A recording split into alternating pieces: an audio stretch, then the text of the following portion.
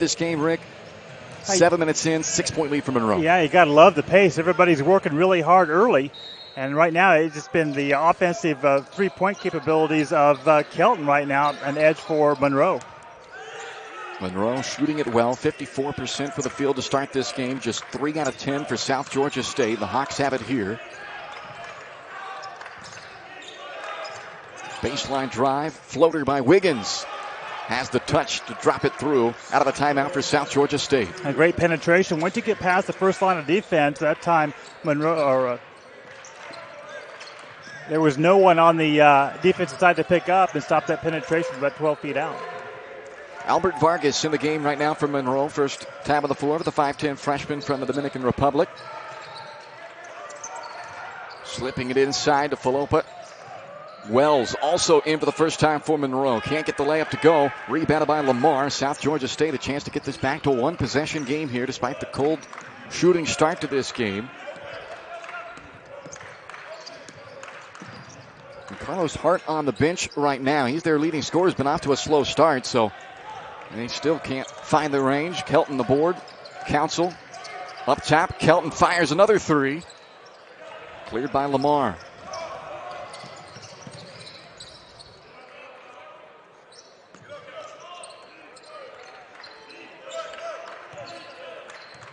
Kyrick Davis. Will give and go action back from JoJo Bell. Denied it. Back comes Monroe.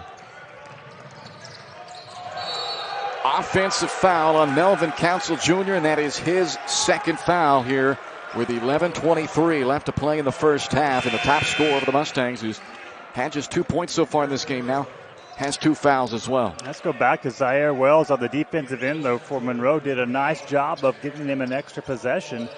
But that's twice now we've seen Monroe over-penetrate, going to the bucket, and draw a charge. So Council sits down. Warren back in along with Muhammad for Monroe. Justin Edmondson checks back in for South Georgia State. So the Hawks down by 4 despite shooting just 33% to start this game. 4 of 12 from the field, 1 of 4 from beyond the arc. So I had some questions maybe on the substitution as you take a look there at the head coach at the South Georgia State Hawks, Corey Baldwin. The only head coach the program's ever known. Started as the head coach back when they were Waycross College, and now renamed South Georgia State College. 14th year, 304 wins for Coach Corey Baldwin. And his Hawks looking to get it back to a one-point game, and they will. 3 ball from Keith Lamar. Well, Lamar did a nice job of recognizing that he had a good look from the bucket, and he finds himself in the scoring column, averages 8 on the season. Monroe's lead, which was 6 at the media timeout, down to just 1. They have yet to score coming out of that timeout. Vargas inside now, Falopa. Foul of the way up. JoJo Bell, who was giving up a lot of size in that matchup, Rick, and ends up fouling him.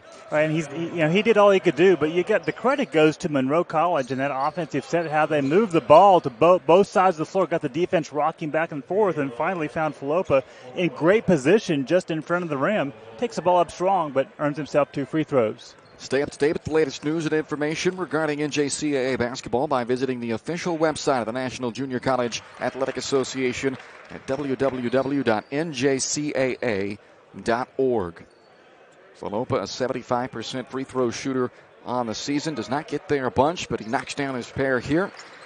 First points for Monroe since we hit that under 15 timeout, and they have a 3-point lead here as we near the midway point of this opening half of the opening game of the 2023 NJCAA National Tournament. And the Mustangs now showing a 2-3 zone. They've done a really great job of pressure from their man-to-man, now trying to change things up a little bit.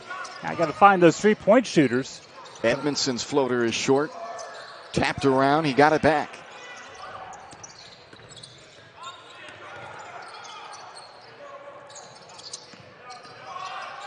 Lamar Skips across. Edmondson has numbers now after the gamble defensively, and it doesn't pay off. Monroe looking for a steal there, Rick, and then instead put him at a disadvantage. Edmondson takes advantage. Well, and the disadvantage was he had two players that gambled on the steal, and when you do that, you have a big numbers advantage, and the Hawks took advantage of it. It's back to a 1-point game. And now, South Georgia State a chance to take the lead. Edmondson, he is an all-defensive player in the region, and he comes up with a defensive play there, turns it into two.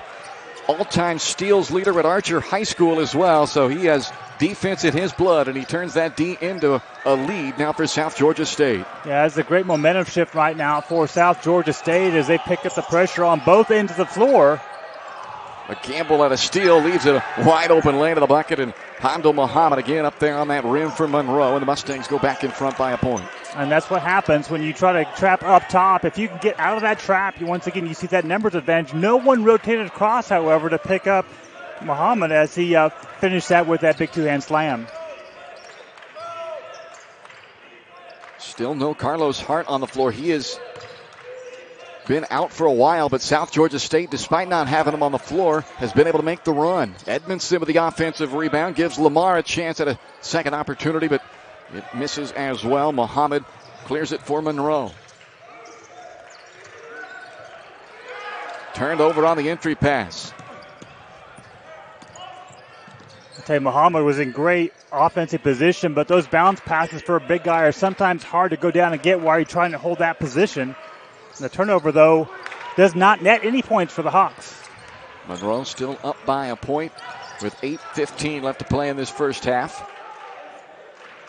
Still shooting 50% from the field for Monroe.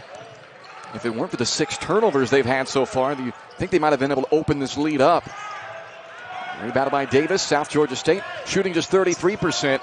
But they've been able to win the glass right now. 4 offensive rebounds on this end, Rick, which have helped keep the possessions alive and give them some second chance opportunities. 6 second chance points so far. And you wonder where Ogbola's absence has hurt them. That right now, for the most part, is probably the big thing is he's just not there to clean up those missed shots. Pull up from the foul line. Spins off. Both teams have gotten to a bit of a cold stretch here. Monroe has found a lot of really good success when they stayed with their half-court set and worked it and made the defense shift back and forth. The quick catch and shoot worked early as a couple three-pointers were hit by Kelton, but since then it's been pretty quiet from the perimeter. Another floater by Edmondson, who has 6 here in this recent run by South Georgia State. He came up a little bit gimpy, though. Monroe trying to run, and looks like they're going to have a trip to the free throw line coming up here for Zaire Wells. Yeah, Zaire Wells, nice job in transition that time.